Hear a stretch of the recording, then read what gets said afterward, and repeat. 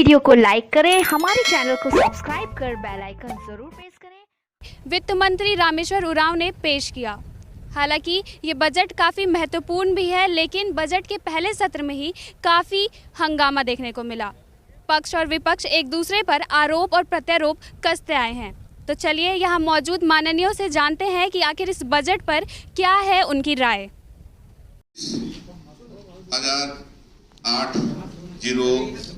809.09 करोड़ रुपए केंद्रीय sector scheme में 4081.34 करोड़ रुपए तथा केंद्र प्रायोजित स्कीम केंद्रांश में 12,284.23 करोड़ रुपए यानी कुल 91,277 करोड़ रुपए की आय व्यय विवरणी तैयार की गई।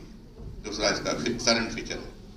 बजट में प्रावधानित सकल राशि को यदि प्रक्षेत्र के दृष्टिकोण से देखा जाए तो सामान्य क्षेत्र प्रक्षेत्र के लिए 26,734.05 करोड़ रुपए, सामाजिक प्रक्षेत्र के लिए 33,625। यही करना है आपको। सामाजिक क्षेत्र के लिए सोशल सेक्टर के लिए हमारा खर्च ज्यादा हो रहा है, जो उसी पर है।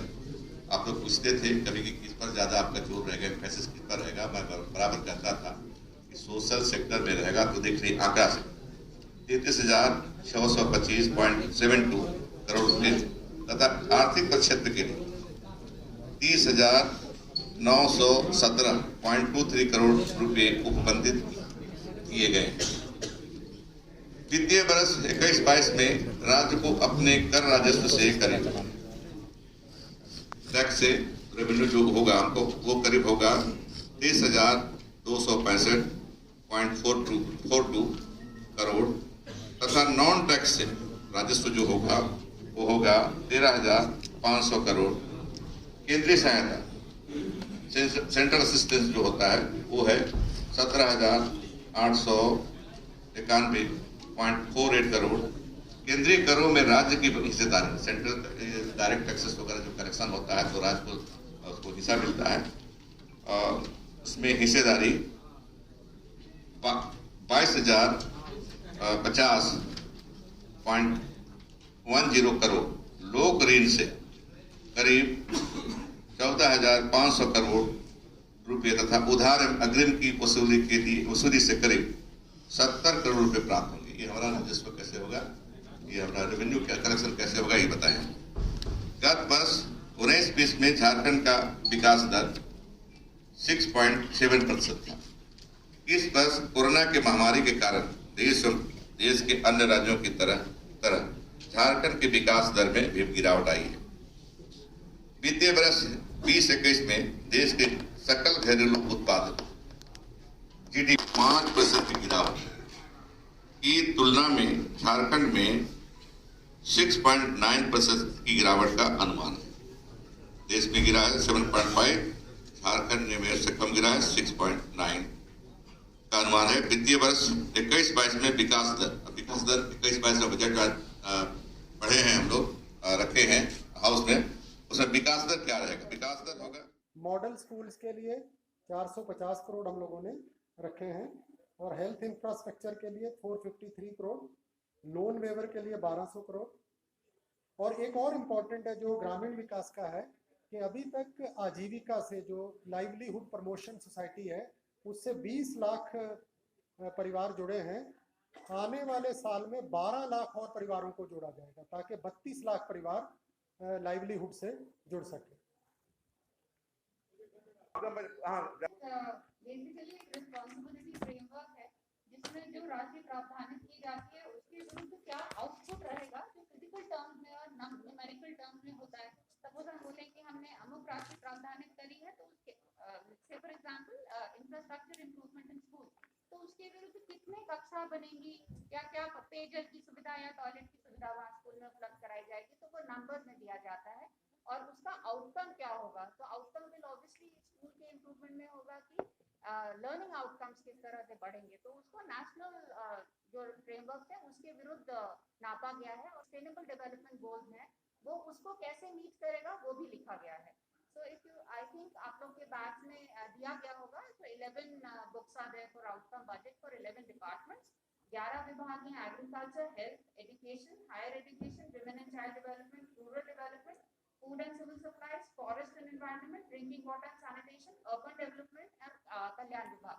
तो इनके जो भी मद वार व्यय है उनका what we expect out of that in physical terms as well as in outcome terms, ये उसमें लिखा गया है. सो बेसिकली ये एक अकाउंटेबिलिटी फ्रेमवर्क और रिस्पांसिबिलिटी फ्रेमवर्क है कि जो हम राशि खर्च कर रहे हैं वो किस प्रकार से उपयोग की जाएगी, ये बताया जाता है और लिखा जाता है.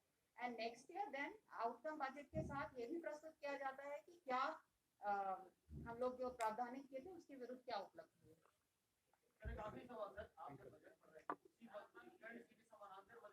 तो ऐसा है, हम तो सलाह दे सकते हैं. सलाह दिए कि एतवार के दिन रखिए, एतवार के दिन रखिए तो आ जाएंगे हम लोग सुनने के लिए. अभी तो जो कार्यक्रम बना है विधानसभा का 23 तक का, वो तो भरा पड़ा है, अभी तो नहीं सुन सकते हैं. एतवार को रख लेते, बोलते कि आज हम बजट पढ़ेंगे तो आ जाते हैं, कोई दिक्कत नहीं. Thank you. तो आप लोग भी सलाह दे दीजिए कि एतवार को रखें. बोलेंगे हमारे चीफ सेक्रेटरी साहब. नहीं चलिए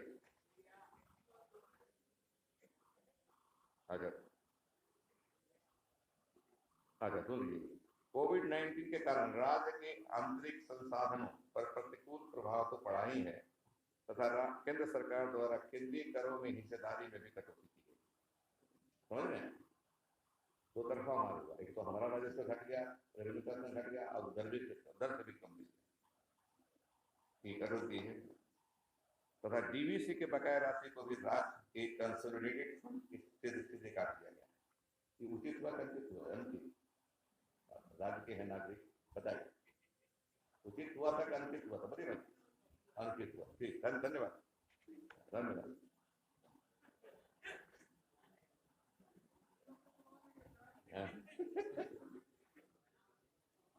हाँ, तो इसलिए इसके बावजूद आगामी वित्तीय वर्ष में 21-22 में अपने संसाधनों को बढ़ाने हेतु राज्य सरकार सतत प्रयास है. राज्य सरकार का अथक प्रयास है कि जीवन और जीविकोपार्जन के सभी आयाम सुदृढ़ हों. जीवन भी शुरू में क्या बोले थे प्रधानमंत्री से, जीवन बचाना जरूरी. तो शायद मैं पहले था देश में, मैंने कहा जीविकोपार्जन, जीविका ही बचाना जरूरी. जीवन तो बच जाएगा, और जीविका चली जाएगी तो फिर रुक जाएंगे. भैया नहीं हम तो जाएंगे, रोग से जाएंगे. अगर जीविका चली गई तो ऐसे भी चले जाएंगे. जीवन और जीविका दोनों में समन्वय होना चाहिए, दोनों को आगे बढ़ाया जाना चाहिए. तो इतना ही कहना है मेरे साथी भाइयों, छोटे बड़े महिला भाइयों.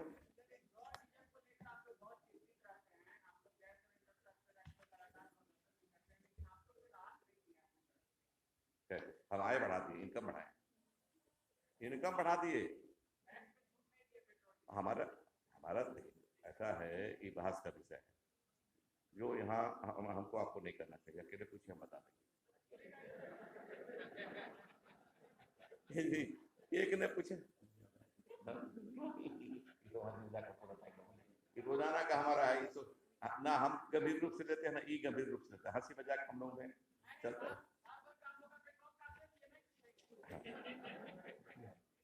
इसलिए कहा अकेले में बात कीजिएगा, दे देंगे.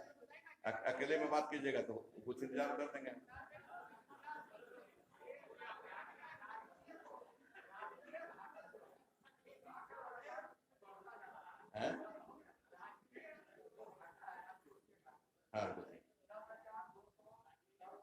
परसेंटेज पे देखिए, उसको नहीं बढ़ने दिए. परसेंटेज पढ़िए, राशि बढ़ सकती है, लेकिन परसेंटेज हमारा क्या है, जीडीपी का कितना परसेंट बढ़ा है, जो तो आप पहले वही है. ऐसा है कि ऋण जो होता है, इसको अगर सीमा के तहत लिया जाए तो इसको रिसोर्स माना जाता है. तो ऋण के लिए दो बंदेज हैं. एक तो ये हर साल जो आप ऋण लेते हैं वो आपके जीएसटीपी से 3% से ज़्यादा नहीं होना चाहिए. ठीक है. और आपका ओवरऑल जो ऋण की टोटल है वो आपके जीएसटीपी का 25% से ज़्यादा नहीं होना चाहिए. तो 3% के दायरे में रह करके जो ऋण लिया जाता है उसको रिसोर्स के रूप में हम लोग यूज करते हैं, योजनाओं का कार्यान्वयन करते हैं, वो उसको नेगेटिवली नहीं देखा।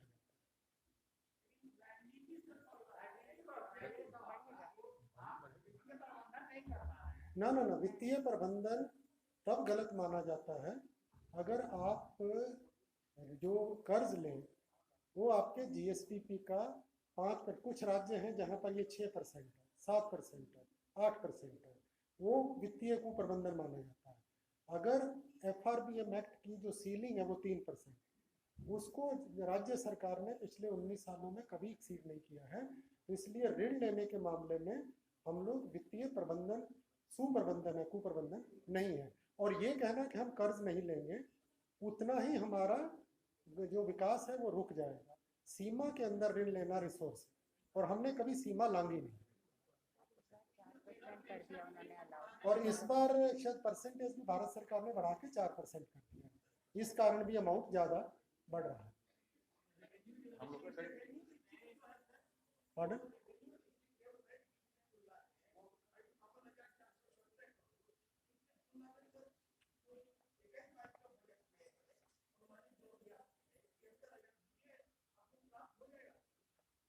ये देखिए, अगर आप इस साल को देखेंगे तो जो हमारा 86,370 करोड़ रुपए का अनुमानित था, उसमें 47,804 करोड़ ही रेवेन्यू आ पाया है कोविड के कारण, बिकॉज पूरी इकोनॉमी जो है वो ठप थी। लेकिन जो हम जीएसटी के ट्रेंड्स देख रहे हैं ऑल ओवर द कंट्री, तो रेवेन्यू रिसोर्स में काफ़ी जंप होने की उम्मीद है आने वाले फाइनेंशियल ईयर में। इसीलिए हम लोगों ने जो 91,277 करोड़ का रखा है, उसमें हम लोगों ने बड़ा इसको कॉशियसली मेजर करते हुए रखा है। लेकिन ये एक बहुत बड़ा चैलेंज होगा उस रिसोर्स की प्राप्ति कर पाना। और ये जो चीज़ हमारे हाथ में है वो है हमारा अपना टैक्स रेवेन्यू और नॉन टैक्स रेवेन्यू, ठीक है। उसका अगर आप देखेंगे तो जो अपने बजट एट ए ग्लांस है उसमें बहुत reasonable budget at a glance में आप देखेंगे स्टेट्स अपना जो है ओन टैक्स वो हमने 23,265 रखा है, नॉन टैक्स 13,500 रखा है। लेकिन केंद्रीय करों में जो राज्य सरकार की हिस्सेदारी है वो लगभग 22,000 करोड़ हमने रखा है, जबकि इस साल अभी हम लोगों को जो प्राप्ति हुई है लगभग 13,500 करोड़ हुई है, वो हमारे नियंत्रण में नहीं है। लेकिन वो अगर प्रोजेक्शन के अनुसार हो गया तो बाकियों में हम रेवेन्यू या रिसोर्सेज में मेजर जंप आने वाले वित्तीय वर्ष में एक्सपेक्ट कर रहे हैं।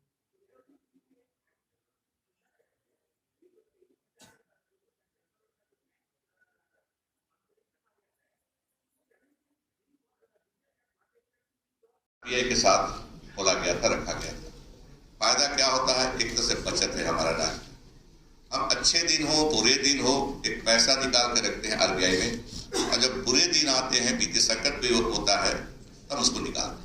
आप ही लोगों ने छापा था कि कोरोना पीरियड में बिहार ने आरबीआई से रिक्वेस्ट किया था कि उनका 8,000 से कुछ ज्यादा करोड़ रुपए जो सिंकिंग फंड में पड़े हैं उसको विड्रॉ करने की अनुमति दें।